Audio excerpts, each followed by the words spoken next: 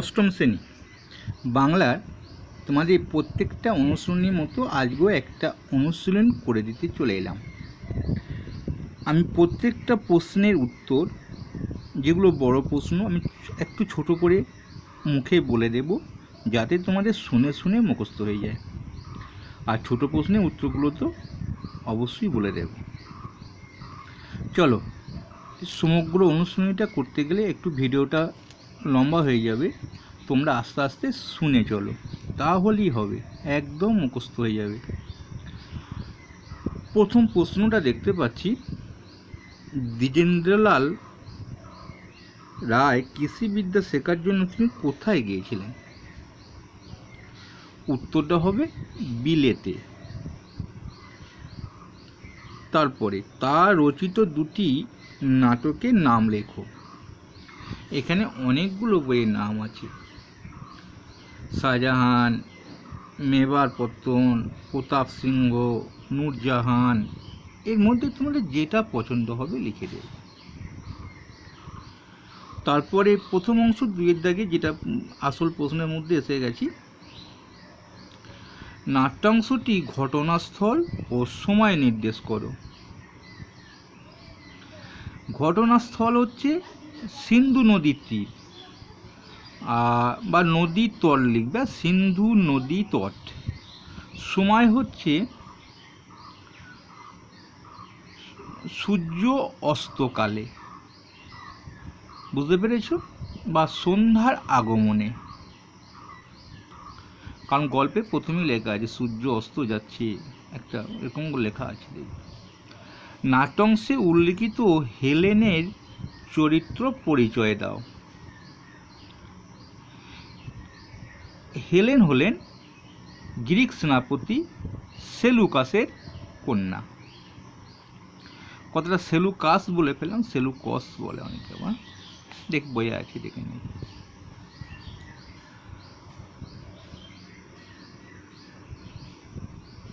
তারপরে প্রশ্নটা, রাজার প্রতি রাজার আচরণ। উদ্ধৃত অংশের বক্তা কে? উদ্ধৃত অংশের বক্তা হলেন ভারতীয় রাজা পুরু, পয়সু রয়সু পুরু। জগতে একটা কীর্তি রেখে যেতে চাই, বক্তা কিভাবে এই কীর্তি রেখে যেতে চান? উত্তর, বক্তা হলেন সম্রাট সেকেন্দার। তিনি শৌখিন দিগ্বিজয়ের দ্বারা জগতে একটা কীর্তি রেখে দিতে চান। তারপরে, সম্রাট আমায় বধ না করে বন্দি করতে পারবেন না।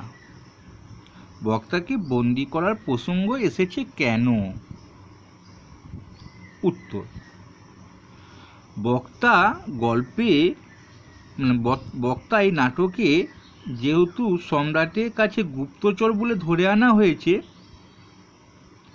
সেই সন্দেহে সম্রাট তাকে বন্দি করতে চেয়েছেন। বিচিত্র কি এই দেশ? মানে তিনের প্রশ্নটা, বক্তার চোখে এই দেশে বৈচিত্র্য কিভাবে ধরা পড়েছে? এটা একটু বড় প্রশ্ন, তোমাদের বইয়ে প্রথম দিকেই আছে, ছোট করে বলে দিই। বক্তা সেনাপতি সেলুকাসের কাছে ভারতের প্রাকৃতিক সৌন্দর্য বর্ণনা করেছেন। এই বর্ণনা দিতে গিয়ে তিনি যে বর্ণনাটি প্রকাশ করেছেন তা হল, সূর্যের তাপে এখানে আকাশ দগ্ধ হয়ে যায়, আবার রাতে শুভ্র জ্যোৎস্নার আলোয় স্নিগ্ধ করে তোলে। বর্ষার কালো মেঘ গুরু গম্ভীর গর্জন আকাশ ছেয়ে ফেলে। এই দেশে আকাশ ভেদ করা তুষার শুভ্র হিমালয় স্থির হয়ে দাঁড়িয়ে রয়েছে। দেশে বিশাল নদীগুলি উচ্ছ্বাস গতিতে ছুটে চলে। কোথাও আবার তপ্ত বালুরাশি নিয়ে খেলা করে মরুভূমি। কোথাও আবার তালবন গর্ব ভরে মাথা উঁচু করে দাঁড়িয়ে থাকে। শেষে সর্বোপরি সাহসী, তেজস্বী, নির্ভীক এক জাতি ভারতবাসী এই দেশ শাসন করছে বলে তিনি বর্ণনা করেছেন, তার চোখে ধরা পড়েছে। ভাবলাম একটা জাতি বটে, বক্তা কে, তার এমন ভাবনার কারণ কি? এখানে বক্তা হলেন সেকেন্দার শাহ। উত্তরটা হবে সেকেন্দার শাহ প্রথমটা। তার এমন ভাবনার কারণ কি? উত্তর, তিনি সুদূর ম্যাসিডন থেকে শৌখিন দিগ্বিজয়ে বেরিয়েছিলেন। তার সামনে কেউ বাধা দেবার মতো ছিল না, কারণ সমগ্র এশিয়া তার পদতলে থাকত। তার ভয়ে অনেক রাজারা পালিয়ে যেত, কিন্তু পুরু যেভাবে তার সামনে বীরত্ব দেখিয়েছে তাতেই সম্রাট সেকেন্দার শাহ ভেবেছিলেন এক জাতি বটে। চলো, এ দিগ্বিজয় অসম্পূর্ণ রেখে যাচ্ছেন কেন সম্রাট? এ প্রশ্নের উত্তরে সম্রাট কি জানালেন? উক্তিটি করেছিলেন সম্রাটের সেনাপতি সেলুকস।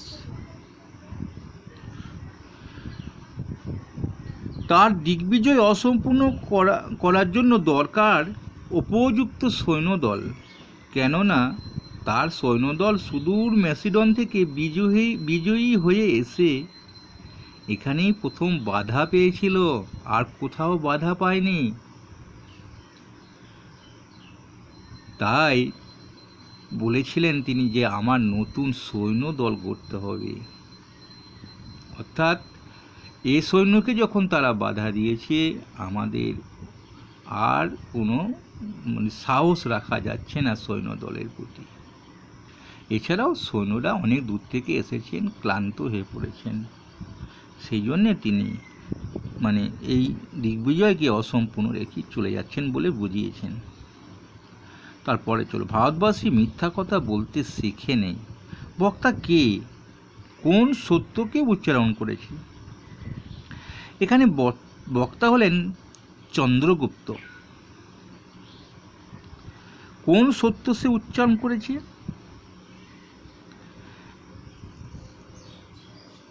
চন্দ্রগুপ্ত গ্রিক সম্রাটকে যে সত্য কথাটা জানিয়েছিলেন সেটি হলো তিনি গুপ্তচর নন। তিনি মাস অবধিকাল সেলুকাসের কাছে অশ্ব চালনা, বাহ্য প্রণালী রচনা, সামরিক নিয়ম শিখেছিলেন। কিন্তু গ্রিক সেনাপতিরা এই স্থান পরিত্যাগ করে চলে যাবে শুনে সেগুলো তিনি একটি পত্রে লিখে নিয়েছিলেন। তার উদ্দেশ্য সম্রাটের সঙ্গে যুদ্ধ করা নয়, সম্রাট সেকেন্দার সঙ্গে। তার উদ্দেশ্য ছিল তার বৈমিত্রের ভাই নন্দ তাকে অন্যায়ভাবে রাজ্য থেকে নির্বাসন করেছে, তার প্রতিশোধ নেওয়া। চলো, তারপরে কি আছে? আমার ইচ্ছে হলো যে দেখে আসি বক্তার মনে কোন ইচ্ছা জেগেছিল, তার পরিণতি বা কি হয়েছিল। এখানে বক্তা ছিলেন, কথাটা বক্তাও হলেন যে চন্দ্রগুপ্ত। তার ইচ্ছা হয়েছিল যে সম্রাট ভারতবর্ষের মাটিতে পা দিয়েছেন তার ভয়ে নাকি গোটা এশিয়া পদদলিত ত্রস্ত হয়ে ওঠে। তাই তার ইচ্ছা জেগেছিল কেমন সে সম্রাট, তাকে একবার দেখে আসে। তার পরিণতি কি ঘটেছিল? উত্তরটা হবে তার পরিণতি অ্যান্টিগোনাসের কাছে গুপ্তচর হিসাবে তিনি ধরা পড়ে যান।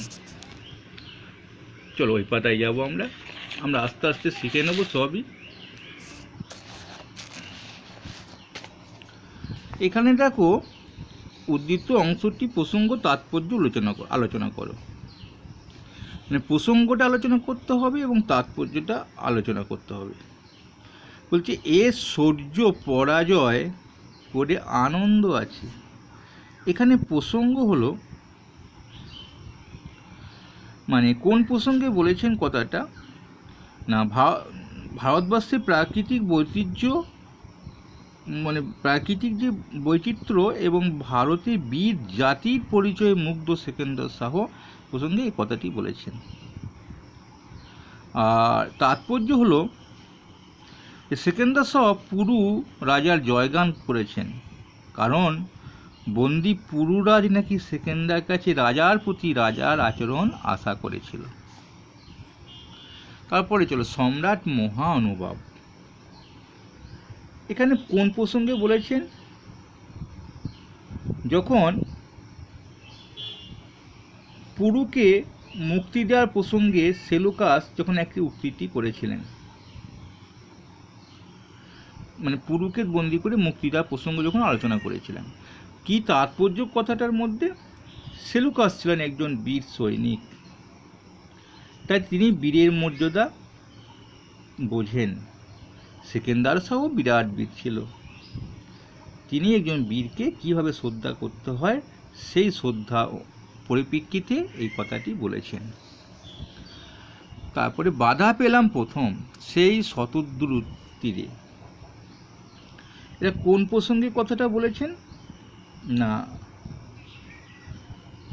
সম্রাট শৌখিন দিগ্বিজয় যখন বেরিয়েছিলেন, এসে শতদ্রু নদীর তীরে পুরুর রাজা,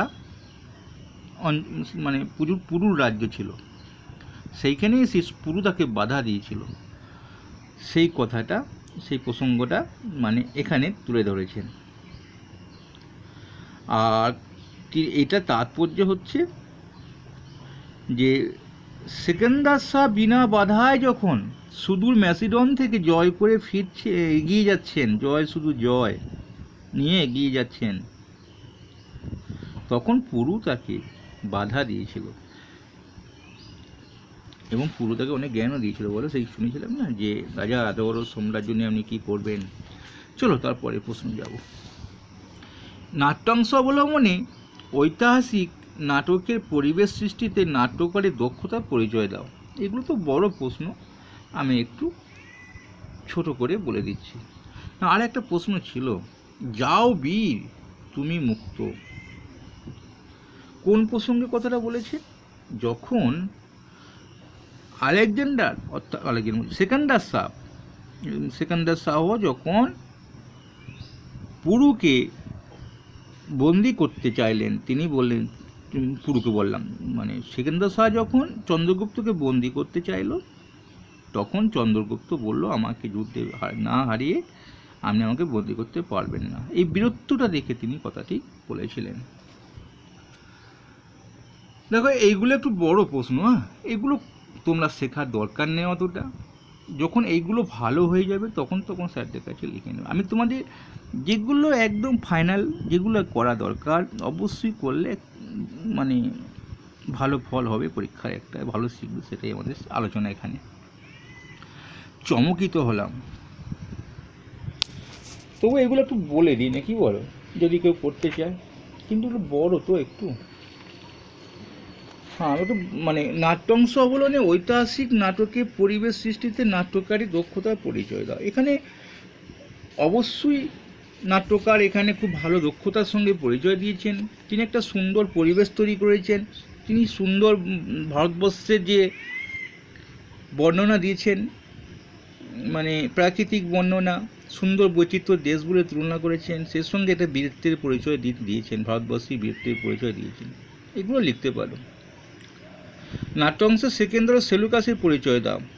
কারণ আমরা তো জানি সেকেন্দার মানে তিনি ছিলেন গ্রিক রাজা, সম্রাট, তার সেনাবাহিনীর নাম, মানে তিনি শৌখিন দিগ্বিজয়ে বেরিয়েছিলেন, এসে শতদ্রু নদীর তীরে পুরুর কাজে বাধাপ্রাপ্ত হয়েছিলেন এবং কিছুদিন ভারতবর্ষে ছিলেন, তারপরে দেশে ফিরে যাওয়ার পথে মারা যান। আর সেলুকাস ছিলেন গ্রিক সেনাপতি সেকেন্দারের অন্যতম মানে গ্রিক সম্রাট সেকেন্দারের অন্যতম সেনাপতি ছিলেন সেলুকাস, তিনিও রাজা সম্রাটের অন্যতম সহকারী হিসাবেও ছিলেন। এই কথাটা লিখতে পারো। চমকিত হলাম। তারপরে প্রশ্নটা, কার কথায় চমকিত হয়েছিলেন, তার চমকিত হওয়ার কারণ কি? এখানে উক্তিটি হলেন সেকেন্দার শাহ। তিনি পুরু রাজার কথায় মানে চমকিত হয়েছিলেন, কারণ তার ভয়ে যখন সবাই ত্রস্ত, তার দিগ্বিজয়ের সামনে কেউ বাধা হতে যখন কেউ পারেনি, একমাত্র পুরু বাধা হয়ে তার কাছে সামনাসামনি বলেছিল, রাজার প্রতি রাজার আচরণ চাই, আমি বন্দী হয়েছি, তা কি আছে? এটি রাজা চমকিত হয়েছিলেন, সম্রাট চমকিত হয়েছিলেন। সম্রাট মহানুভাব, বক্তাটিকে, এটা তো সম্রাটের অন্যতম সেনাপতি সেলুকাসের। সম্রাট মহানুভাব পরিচয় কিভাবে নাট্যাংশে পাওয়া যায়? উত্তর, সম্রাট সেকেন্দার শাহের ভয়ে যখন এশিয়া পদদলিত, সমস্ত রাজারা সেকেন্দারের নাম শুনলে ভয়ে ত্রস্ত, তখন তার সামনাসামনি দাঁড়িয়ে যখন পুরো বলেছিল, রাজার প্রতি রাজার আচরণ চাই, আমি একজন রাজা, আপনি একজন রাজা, তা সেখানেই তাকে রাজা খুশি, যে সম্রাট তাকে খুশি হয়ে তাকে মুক্তি দিয়েছিলেন। এটাই তার কাছে মহা অনুভব। ইচ্ছে করলে তো বন্দি করতে পারতেন, তাকে শাস্তি দিতে পারতেন, কিন্তু না, তাইনি। চলো, গুপ্তচর, কাকে গুপ্তচর আখ্যা দেওয়া হয়েছে? এখানে চন্দ্রগুপ্তকে। সে কি প্রকৃত গুপ্তচর? না, সে প্রকৃত গুপ্তচর ছিল না, কারণ সম্রাট স্থান পরিত্যাগ করে চলে যাবে শুনে সম্রাটের কাছে যুদ্ধ কৌশল শিখতে এসেছিল, কারণ তার বৈমিত্রের ভাই নন্দ তাকে রাজ্য থেকে তাড়িয়ে দিয়েছিল, তা প্রতিশোধ নেওয়ার জন্য সম্রাটের কাছে শিখতে এসেছিল। তিনি গুপ্তচর ছিলেন না। সেকেন্দার একবার সেলুকাসের প্রতি চাইল, এই ক্ষণকের দৃষ্টিপাতের কারণ কি?